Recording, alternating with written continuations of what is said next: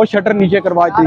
अभी आप देखेंगे कभी ये शटर बंद करके हम ये सील लगाएंगे। सामान बाहर लगा हुआ था, इस वजह से वो उन्होंने कहा कि इन 2 दुकानों को सील कर दें। पहले भाड़े में 5 दुकानें सील हुई हैं, अभी इकबाल लियाकत मार्केट आ गए, अभी ये 2 दुकानें ये भी सील हो रही हैं। बेटा जल्दी करें, इसको बंद करें, फटाफट करें, वो लगाएं यार सील इसकी। शटर को नीचे करें, अपनी दुकान बंद करें ना करें, बैच ना करें, नीचे करो बेटा, शटर नीचे करें ना, ये सील कर दें। रमजान में कबान पैकेजेस वाले पे चेक्स आ रहे हैं, इन्होंने 300 रुपए मांगे एक बंदे। जो बंदा कोई भी ऐसे काम में पैसे मांगेगा उसको हम उठा के जेल में करेंगे। 300 रुपए से 1000 रुपए मांगते हैं जी इतने पैसे दें तो अभी आपका पेचेक हम वापस करेंगे। 7 बंदे को FIR देंगे और उसको 3 से 7 दिन तक थाने में रखेंगे और उसकी दुकान सील होगी। ये गरीब लोग हैं जिनको चेक्स मिल रहे हैं और इनके हक के ऊपर डाका ना डालें।